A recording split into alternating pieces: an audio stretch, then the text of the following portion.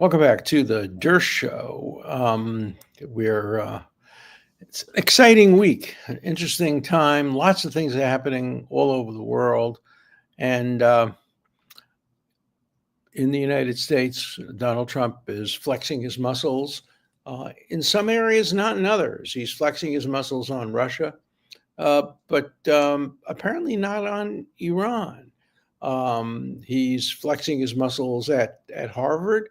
Without a doubt, he's doubling down as to what's going on at Harvard. And uh,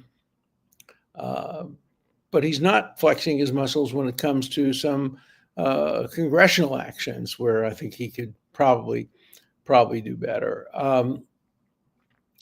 He's in general been very energetic and very enthusiastic, and we'll wait and see. I think his presidency will be in some ways determined by how he deals with Iran. If Iran manages to develop a nuclear weapon, or even on its way to developing a nuclear weapon, or if he doesn't carry through on his threats to make sure that they can't develop a nuclear weapon, and he's seen as another Obama, his presidency will be very seriously diminished, not only because of Iran, not only because of Israel. It will be because the key to his success as a negotiator is his credibility, his willingness to carry out his threats. Obviously, that's working, maybe working too much, but it's working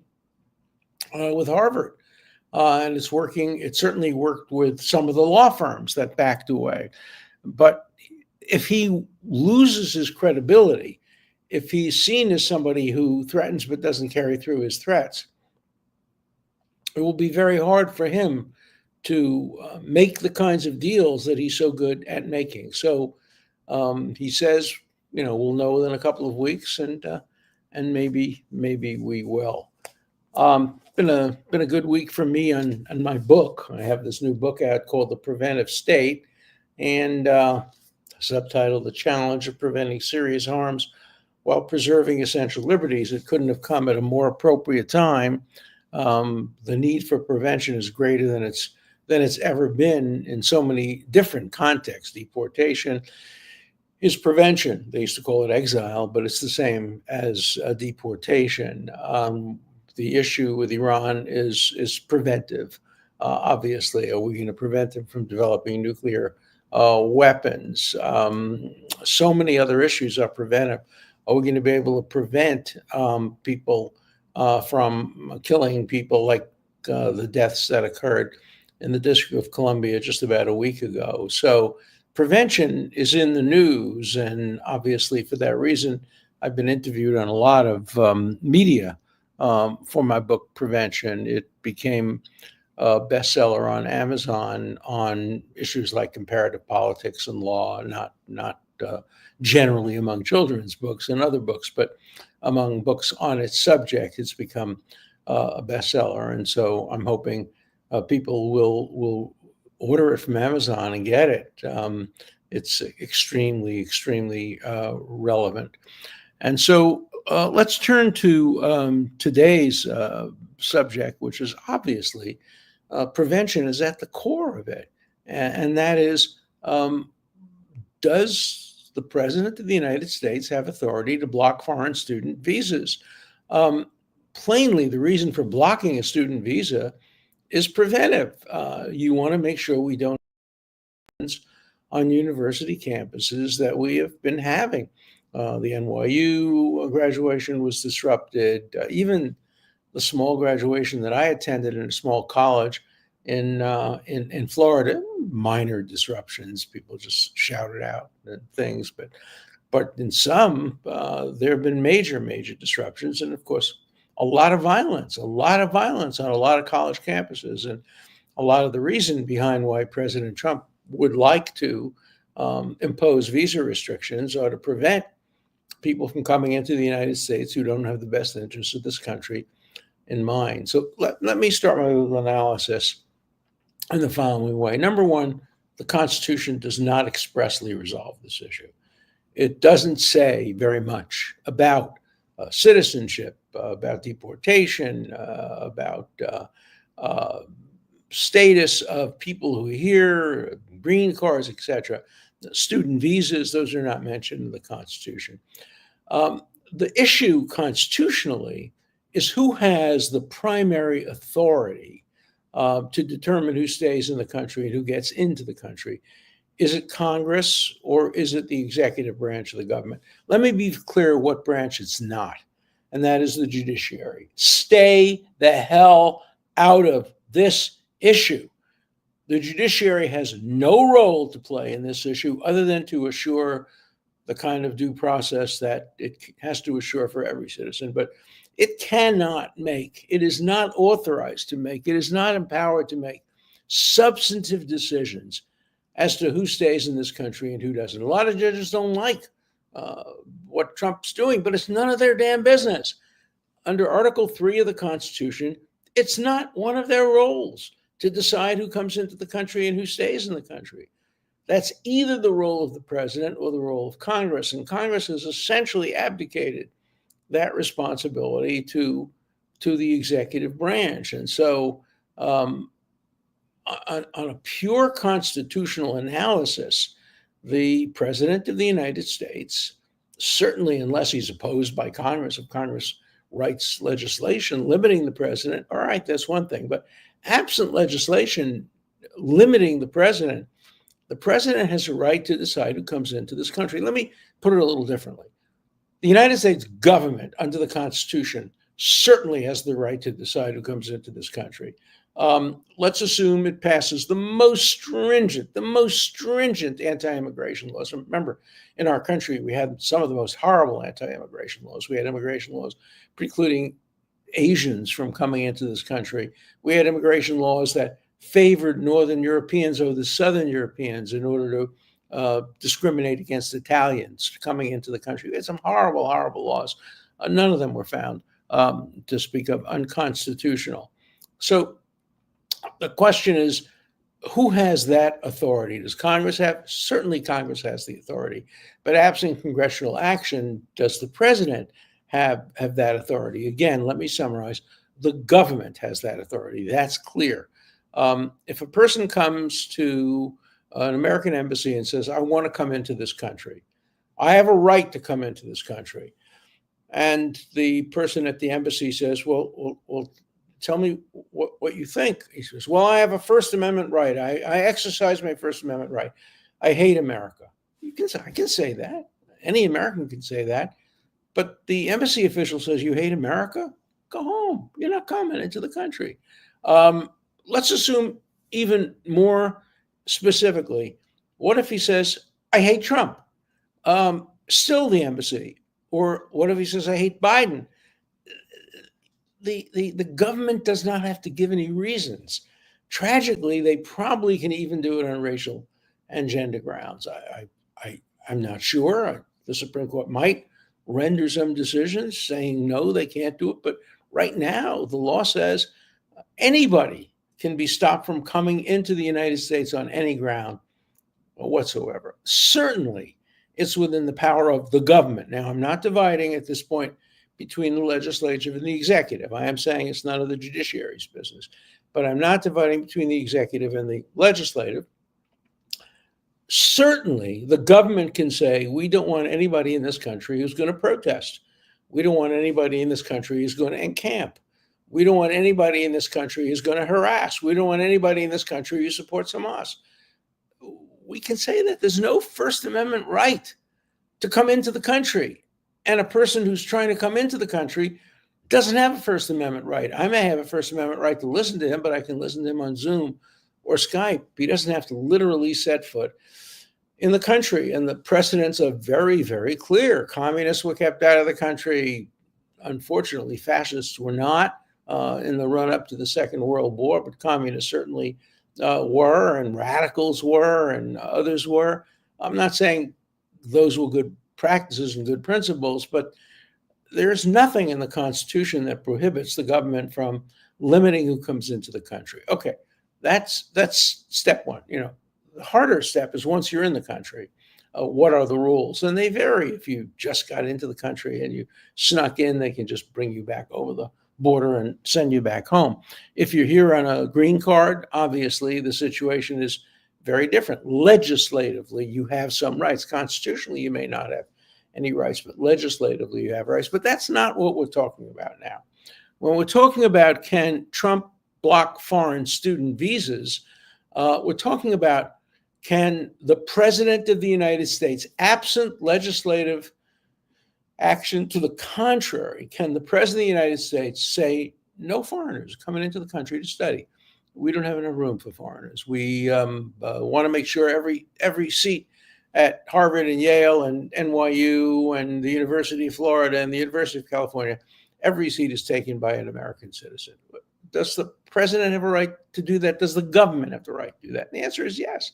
The government has the right to do that. There's no constitutional right for any foreign student to study in the United States. Now, foreign students contribute a lot to our country. Many foreign students have developed important scientific innovations, and as a matter of policy, we probably do want foreign students. Do we want 30% of Harvard to be foreign students? No, we don't. I don't.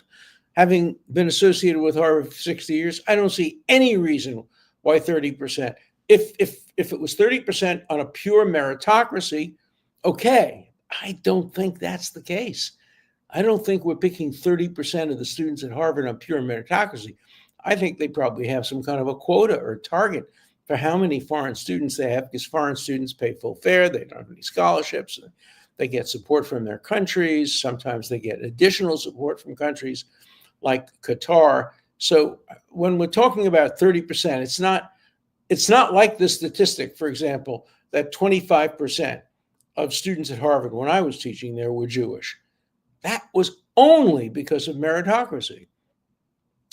In fact, there was never any discrimination in favor of Jews. Probably there was some, even during the golden period, there was some discrimination against Jews because people thought there were too many. But the reason it was 25% Jews was not because the school wanted more Jews, like they want more foreign students.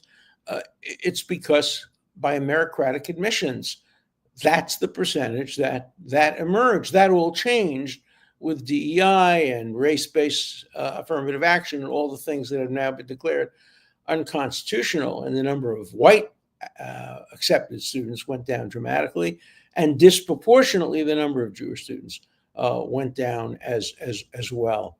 But I think there are too many foreign students at Harvard University and probably at other major American universities. I'm not suggesting a quota, but I'm suggesting meritocracy. Let foreign students compete with American students on the basis of objective meritocratic criteria, and let the chips fall where they may. You know, when the Harvard lawsuit was brought against Harvard, the one that Harvard lost, I told Harvard it would lose. They listened to Larry Tribe. They listened to other professors. I predicted it right. I said Harvard would lose.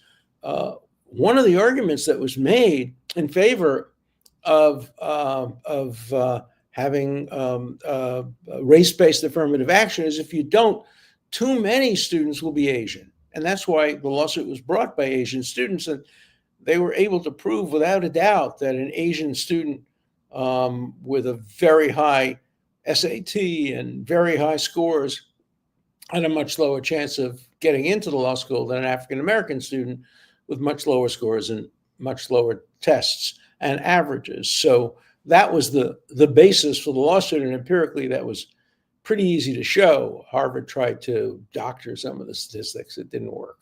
I knew right from the beginning that Harvard was going to lose this suit, and they should lose this suit. And I'm glad they lost the suit. And, you know, if it turns out by adopting meritocratic criteria that 50% of the student body is Asian, so be it. If it turns out that only 5% of the student body is Jewish, so be it. And if it turns out that only 5% of the student body is Black, so be it. And if it turns out that many of the people who are Black come from certain socioeconomic backgrounds, so be it. That's what meritocracy is all about. Meritocratically, we pick our surgeons, we pick our pilots, we pick our stock pickers. We don't really care much about where they came from and how much they've moved over the years, a university might take that into consideration because that's part of, one could argue, meritocracy for a university. It's not part of a meritocracy for surgeons, for pilots, and for stock pickers, or for NBA basketball players. No NBA team, certainly the Indiana Pacers and the New York Knicks, who are playing a great series, would never decide the starting lineup based on, well, I know you're much better, but do you know where you came from? My God, you really progressed tremendously. You haven't progressed as much as this other player, but we're going to pick you to start rather than the other player. No team that did that would be in the finals, or the Eastern Division Finals, or the Western Division Finals, or the NBA Finals. Basketball sports are precisely on the merits. Now, we have a big question. Does meritocracy also include transgender athletes? I mean, yeah, you have this track star who's running, jumping 8 feet more further than other track stars because she was born a man and is now a woman competing against women. So, even the issue of meritocracy has that. You have to decide under a meritocracy how you evaluate people based on birth, based on where they are now, et cetera. These are very, very complicated questions, and we know that President Trump is using threats against California if they don't comply with what President Trump believes is the proper interpretation of Title IX of the Civil Rights Act. And so, but meritocracy is the name of what should be the game in universities and sports, in picking surgeons, and in every other important aspect of life. I mean, a lot of people say, well, for me, when it comes to what I want, of course, I'm going to pick people based on merit. But when it comes to universities, they ought to be doing social justice and remedial justice and going back to 1619 and making up for all the racial disparities that we've had in this country. So, but very few people are prepared to do that when it comes to picking their own surgeons. I think I've told the story over and over again. When I needed a surgeon, I asked for the absolute best. I called all over the city. I got the absolute best. His name was Carl Crawford. I thought he was a 6'2" WASP Brahmin from New England. Turns out to be a short black kid from Brooklyn with a Brooklyn accent. And he was picked on the merits. He was the best, and he was black. And it was wonderful to have both diversity and meritocracy at the same time. That should be the goal. You asked me, what about a tiebreaker? Well, is there ever any such thing as a tie? All right, I'll give you the tiebreaker. If there's a true tie, all right, I'm willing to tolerate at that point some bias in favor of discriminated against minorities. But my fear about that is then everything will be a tie, because you're going to want to do that. And so the schools will say, oh, these two candidates are really tied, even though this one has an 800, this one has a 400 on the SAT, and this one has a 3.9 average, and this one has a 2.8 average, but it's a tie. And so we'll pick the minorities. Schools cheat all the time on these admissions criteria. And so let's go back to the legal issues growing out of President Trump's desire to cut off all foreign student visas. First of all, it's not a good idea. Let's start with that. It's not a good idea to cut them all off. That means you're cutting off people who are themselves discriminated against. You would be cutting off Israelis and Jews. You'd be cutting off minorities from other countries. You'd be cutting off super patriots who really love America. So it shouldn't be a blanket cutting off of all visas for foreign students. But I do approve of the idea of vetting them very carefully and of not allowing anybody to come into this country who would be a disruptive force, even if they would have a First Amendment right to say what they're saying, if they're in this country. So this guy from Columbia University who's being detained, he has no right to come into the country. And if he lied about what he intended to do in the country, he should be deported. If he were born in this country, he'd have the right to demonstrate. And a lot of the worst people were born in this country. The guy who killed the two people in the District of Columbia was born in this country. By the way, you notice I didn't say allegedly killed. Let me be very clear about that. Allegedly is a legal issue. That is, the presumption of innocence applies in the courtroom. The presumption of innocence doesn't apply in life. It doesn't apply in the media. It doesn't apply in giving people jobs. It doesn't apply in who you marry. It applies in the courtroom. So this guy is not the alleged killer. He's the killer. Mangione is not the alleged killer. He's the killer. You might say, well, O.J. Simpson was the killer. Well, you're entitled to say that. You're entitled to that conclusion. That's a historical issue. You're entitled to say it even though a jury acquitted. We don't monitor what people say about people who are charged with crime outside the courtroom. In the courtroom, there is a presumption of innocence, and the jury has to be told about the presumption of innocence, and it only disappears once a jury has found sufficient admissible evidence beyond a reasonable doubt to convict. But don't confuse that with history. History entitles you to make your own judgment. So, yes, the guy who killed the two people in the District of Columbia, not allegedly killed. He admitted it. He said, I did it for Gaza. I did it for Palestine. So why say alleged? I'm not going to use the word alleged. I wouldn't use the word alleged against Mangione either. I mean, we know facts are facts. Who are you to believe? Me or your lying eyes? So I agree with all of that. But so I think here's my prediction. I think the Supreme Court will uphold the right of the government to decide who comes into the country and who doesn't. They will also decide that there have to be some at least minimal due process safeguards once you're in the country. But they will decide that the government has the right to determine who comes into the country. Now, will they decide that it's up to the legislature or up to the executive? Probably in the absence of any legislative action, the executive can make those decisions. The one group that can't participate in any way in these decisions is the judiciary. I don't care how unfair they think the system is. It's just none of their damn business. They can demand due process. They can demand compliance with statutes. They can demand all of those things, but they cannot simply impose a blanket stay on a presidential order limiting who comes into the country and who doesn't. That's not something that's within the authority or power of the judiciary, certainly of the lower court judiciary. Let's see what the Supreme Court decides. I'm pretty sure I know what the Supreme Court's going to decide. So you might not like what Trump's doing, but what he's doing will survive a test of constitutionality, certainly in the Supreme Court. Now, he's going to lose some in the lower district courts, particularly in front of judges who have very strong views on these matters, but he's going to win them once they get up to the United States Supreme Court. And I think he's not going to win them 6-3. I think he's going to win them by a wider margin than that, but certainly by at the very least 6-3. Okay, let's look at some questions. Could you please explain exactly what Israeli intelligence found in Iran?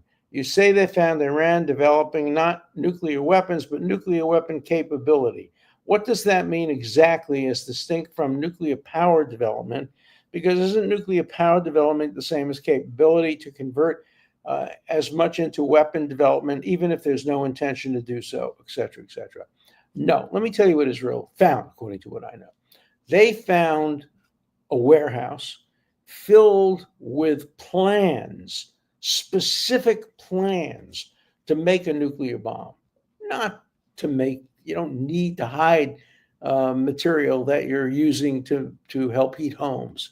Iran doesn't need that. So what they uncovered as a result of, I suspect, information given to them by Iranian dissidents was this warehouse filled with material that conclusively proved that Iran lied when it said it had a fatwa against making a bomb. It was never planning to make a bomb. It had no intention of making a bomb. So there's no doubt that what was found made it clear that you cannot trust Iran's statements that it's not in the business of trying to make a bomb. It is, and it will, unless it's stopped. It can be stopped by a really, really, really tough deal. We'll see if it's made, or by physical actions, bombs, etc. Everybody hopes that it can be stopped without any need for military action. By the way, the military action could be very precise.